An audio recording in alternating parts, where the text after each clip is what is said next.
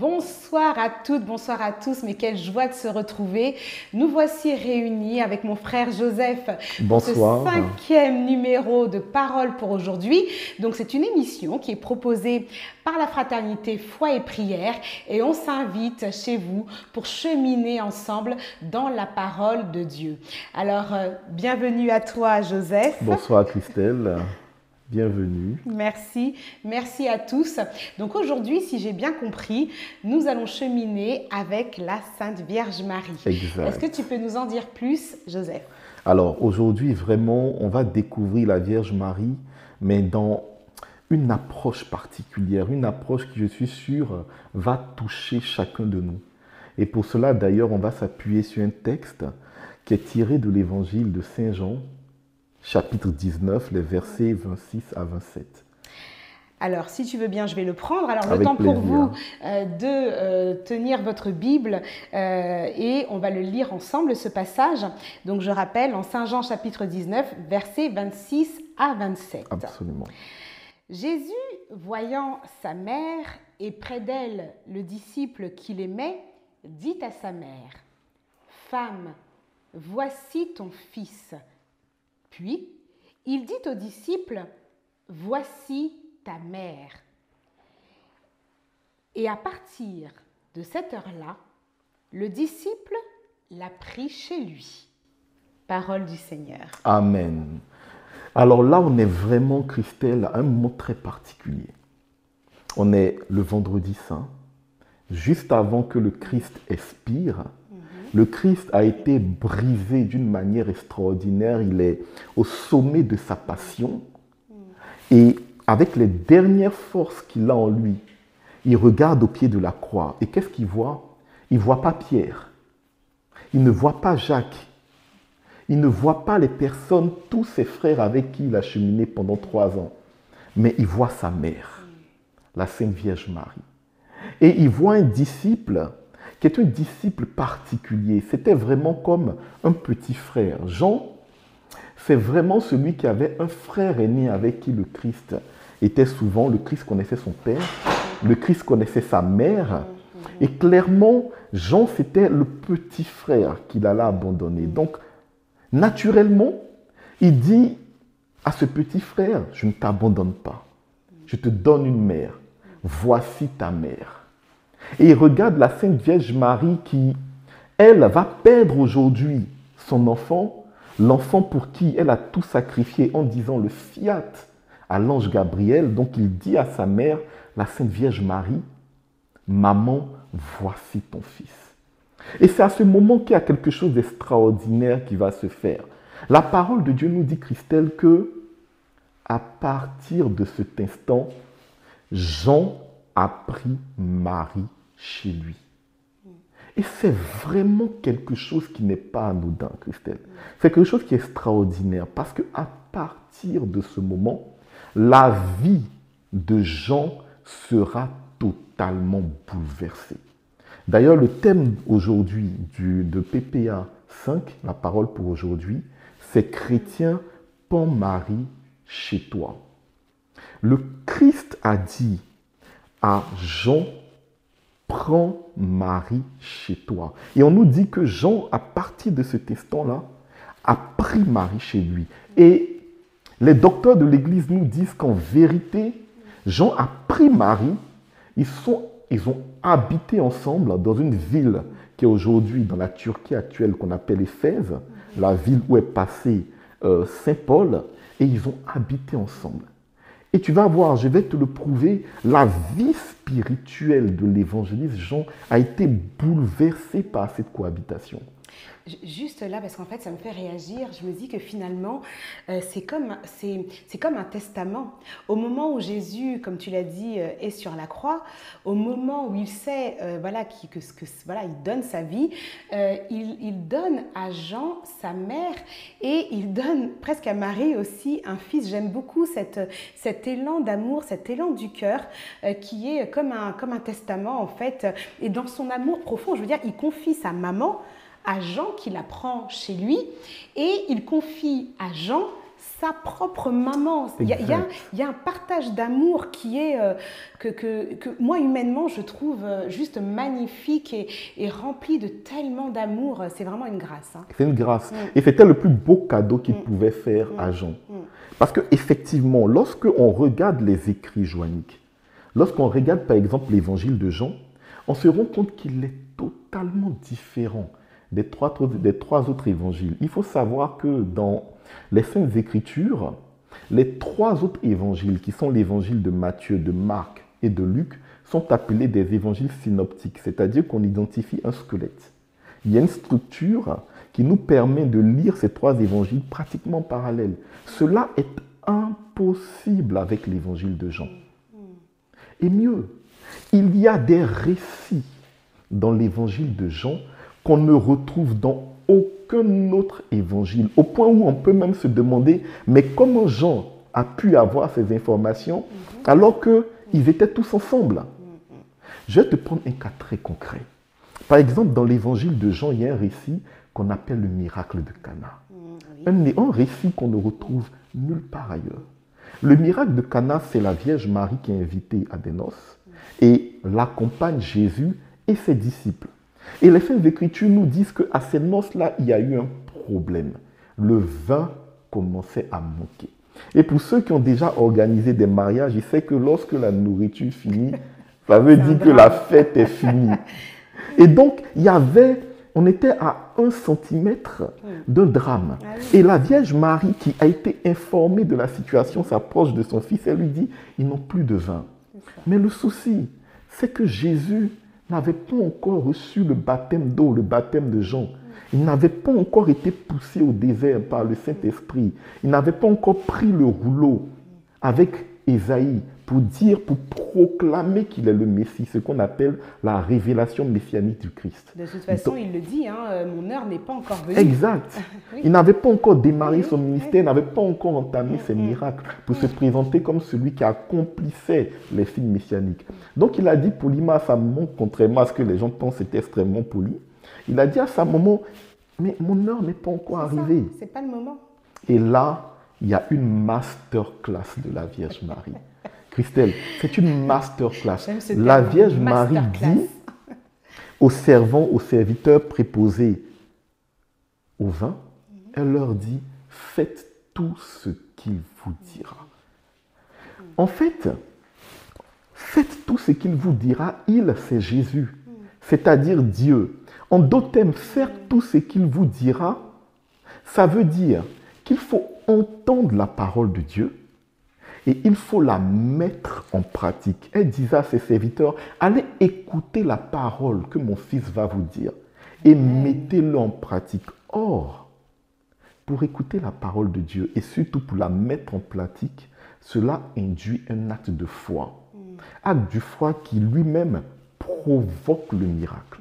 Donc en fait, lorsque la Vierge Marie leur disait, faites tout ce qu'il vous dira, ils ne savaient pas, mais elle leur avait donné la clé nécessaire pour provoquer le miracle. Et c'est exactement ce qui est arrivé. Les serviteurs ont puisé de l'eau. Ils ont porté de l'eau au maître de cérémonie à la demande du Christ, mais c'était de l'eau qu'ils transportaient. Et lorsque ce maître de cérémonie a goûté cette eau, lui, il a goûté du vin. Il a goûté le meilleur vin qu'il a pu boire. Mais cela est arrivé parce que les serviteurs ont posé un acte de foi, puisque eux, c'est de l'eau. Transmettre de l'eau, porter de l'eau à quelqu'un qui s'attend à du vin, mais il faut du courage. Il faut du courage et une grande confiance, finalement.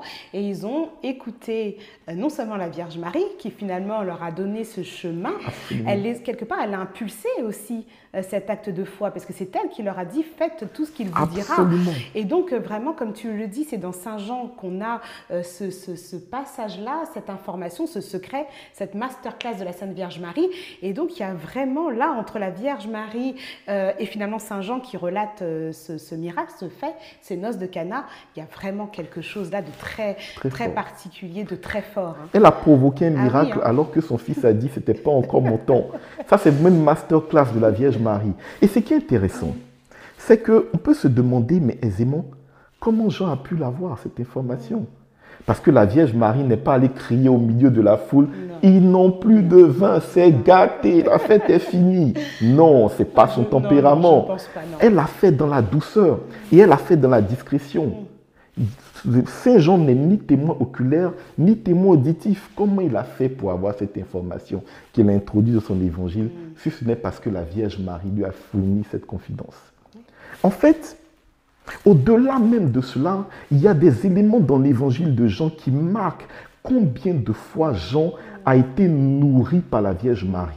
C'est-à-dire qu'elle lui a transmis des informations. Lui, il croyait qu'il était proche de la Vierge Marie, il croyait qu'il était proche de Jésus, mais la Vierge Marie lui a fourni des informations au point où il s'est rendu compte qu'en fait, il ne le connaissait pas vraiment. Il s'est nourri, il a grandi en côtoyant la Vierge Marie. Il y a un autre exemple qui est totalement excellent, qu'on retrouve en Jean chapitre 15, verset 7.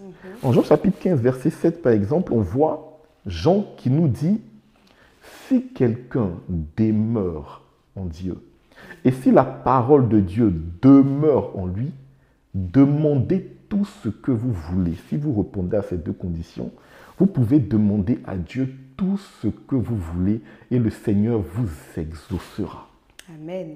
C'est-à-dire que Jean a pris le risque de dire en Jean 15, verset 7, que si tu demeures dans la présence de Dieu, et si Dieu demeure en toi au travers de ta parole, si tu demandes quelque chose à Dieu dans ces conditions, le Seigneur t'exaucera certainement. Et on peut se demander, mais sur quelle base, avec quel courage il peut donner une telle affirmation? Mais il peut le faire tout simplement parce qu'il a vu la Vierge Marie. C'est ça.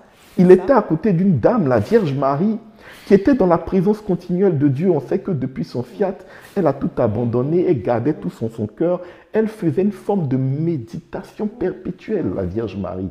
Et en plus, la parole de Dieu habitait en elle. On sait que Jésus a pris chair dans le sang de la Vierge Marie. Donc la parole de Dieu, la présence de Dieu était continuellement en elle. Et Jean a constaté que chaque fois qu'elle demandait quelque chose à son fils, elle l'obtenait. Amen. Donc, pour donner cette vérité de foi, il a tout simplement regardé la Vierge Marie. Et ça me fait penser à un chant, en fait, la première en chemin. Exact. Donc finalement, on se dit qu'il faut se mettre à l'école de Jésus, à l'école de la parole, mais finalement, tout ça aussi, c'est incarné dans la Sainte Vierge Marie. Donc finalement, quand on est à l'école aussi de notre maman, la Sainte Vierge Marie, on est sur le bon chemin. Alors. On est sur le bon chemin. Elle nous apprend le Seigneur. C'est comme tu as dit le mot école, j'adore. C'est une école de Jésus. Elle a cohabité avec un jeune, le plus jeune des disciples. Elle a transformé en un docteur du cœur de Jésus. Amen, c'est très beau. C'est-à-dire qu'elle a pénétré sa vie, elle a transformé ce jeune homme en un expert du cœur. Et quand on lit d'ailleurs l'évangile de Jean, c'est ça. Il dit des choses qui relèvent de la révélation. Parce qu'il a côtoyé celle qui était la première en chemin, qui connaissait mieux. C'est-à-dire vraiment, quand je dis prendre Marie chez soi, c'est ce que le Christ a dit à Jean. Prends Marie chez toi, le chrétien qui accepte de prendre Marie chez toi, chez lui, il va rentrer dans une nouvelle dimension de la connaissance de Jésus. Et même Joseph, Saint Joseph, c'est exactement la même réalité. Pour ceux qui ont la chance de porter le prénom Joseph, il faut savoir que, en fait, si nous portons ce prénom, mais c'est à cause de la Vierge Marie. D'ailleurs, ça me fait penser à une personne que j'aime beaucoup, que vraiment j'adore, qui s'appelle Madame Colette Assamoir, qui est de la communauté Mère du Divin Amour et qui a une dévotion extraordinaire à Saint Joseph. Vraiment, je voudrais bénir le Seigneur pour sa vie. Si aujourd'hui on parle de Saint Joseph, c'est parce qu'il a pris Marie chez lui. Absolument. Parce qu'il faut savoir qu'au début, lorsque Joseph a appris que la Vierge Marie était enceinte, les Saintes Écritures nous disent que la première idée qu'il avait, c'était de la répudier en secret. Ben oui. Sa seule valeur, c'était de le faire en secret. Ce n'était pas parce qu'il était le fils de David, non. La Sainte Écriture nous dit que c'était un homme juste, donc il voulait la répudier en secret. Il a fallu qu'il fasse un songe, dans lequel l'ange Gabriel est venu à sa rencontre et qu'est-ce qu'il lui a dit? Joseph, ne crains pas de prendre chez toi Marie. Exactement exactement la même phrase que Jésus a dit sur la croix à Jean. Il a dit, l'ange Gabriel à Joseph, ne crains pas de prendre chez toi Marie. Et à partir du moment où Joseph a pris chez lui Marie, mais en fait, il a pris chez lui Jésus. Et si aujourd'hui on voit les vertus de Saint Joseph, si aujourd'hui on parle de Saint Joseph le juste, le très chaste époux de la Vierge Marie, si on voit Joseph qui a même apparu, il y a eu des apparitions de Saint Joseph, mais c'est parce qu'il a pris Marie chez lui. La grande valeur de Joseph, ce n'était pas qu'il était le fils de David. Au temps de Jésus, il y avait énormément de fils de David. D'autant plus que Salomon, on le sait, a eu 300 femmes et plus de 1000 concubines. Donc, la véritable valeur de Joseph, c'est parce qu'il a pris Marie chez lui. En prenant Marie chez lui, il a pris Jésus. Il a pris les grâces, celles qui étaient comblées de toute grâce. Et sa vie lui-même, Joseph, a été totalement transformée. Mais moi aussi, j'ai envie que ma vie soit transformée. Là, tu me donnes envie de me plonger dans l'écriture de Saint Jean. Et c'est très beau ce thème, voilà, de ne pas avoir peur de prendre Marie chez soi.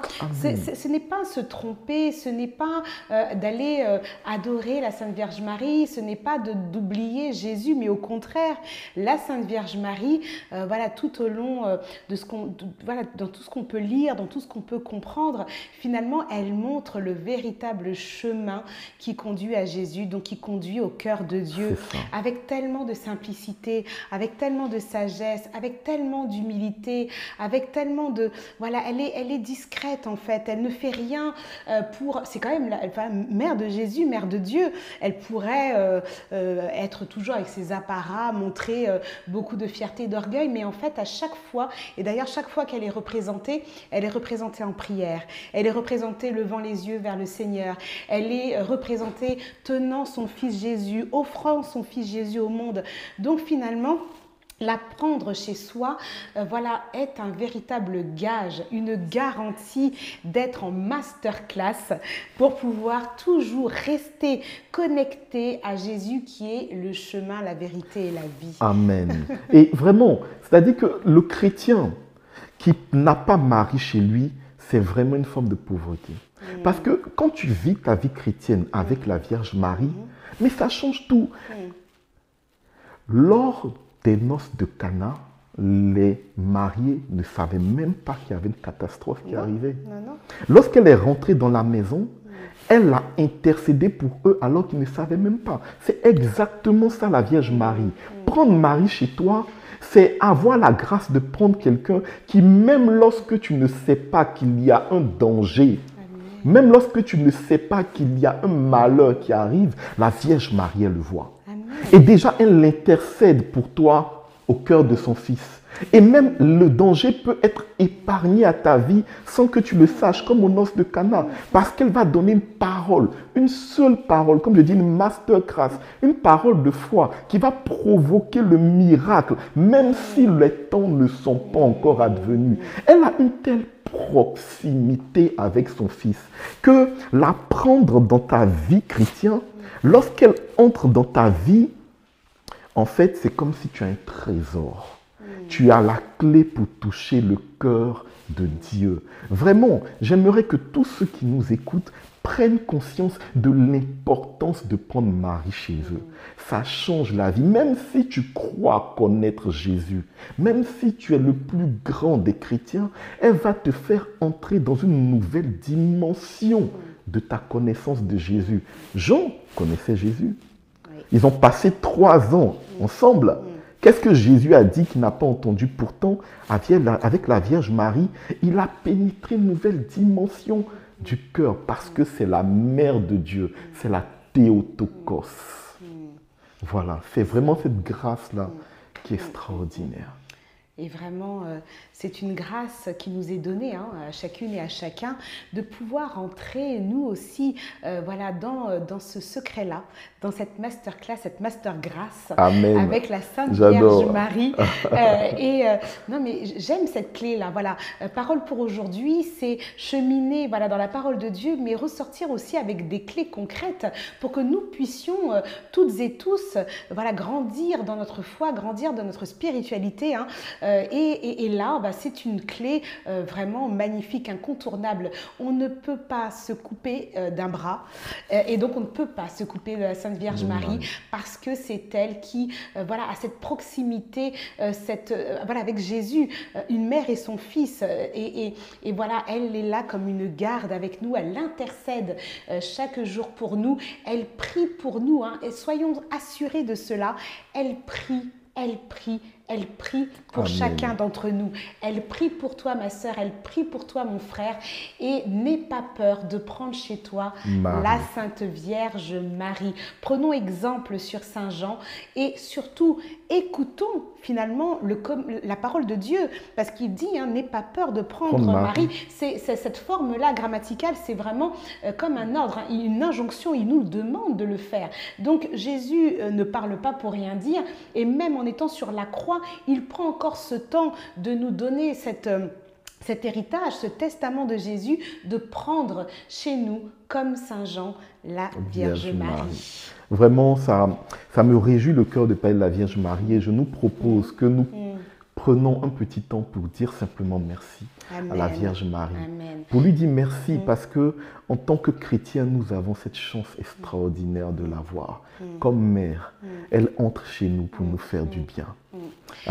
Alors, bien, là où tu es, tu peux fermer les yeux, peut-être lever les mains et rentrer dans cette action de grâce avec nous.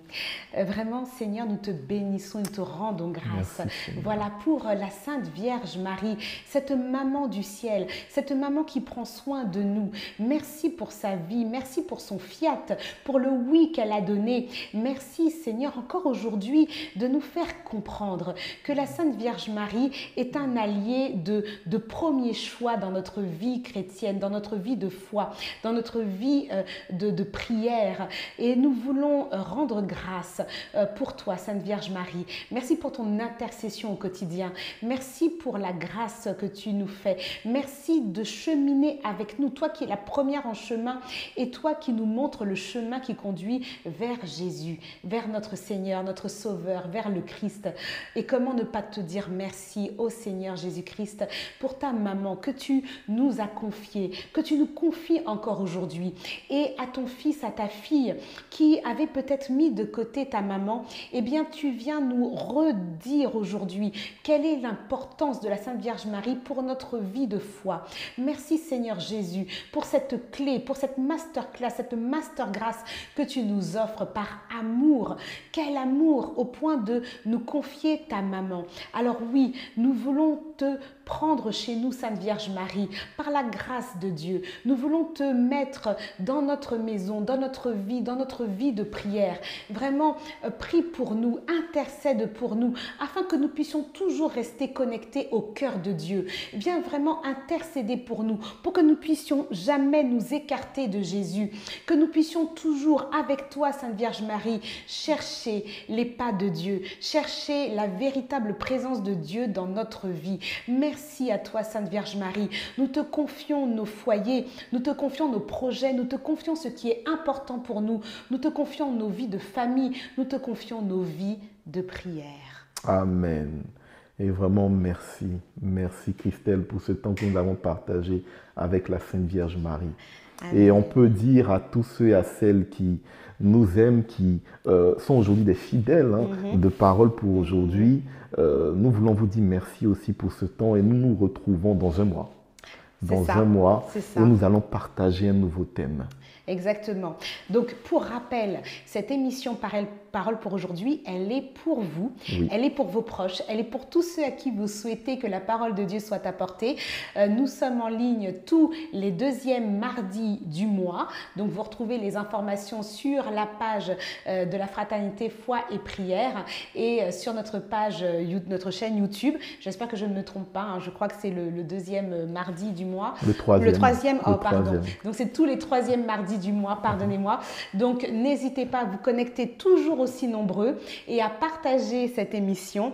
Et puis, j'ai envie de vous inviter aussi, hein, puisqu'on a échangé aujourd'hui sur le thème de la Vierge Marie, pourquoi pas à offrir un Ave Maria de là où vous êtes. Amen, excellent.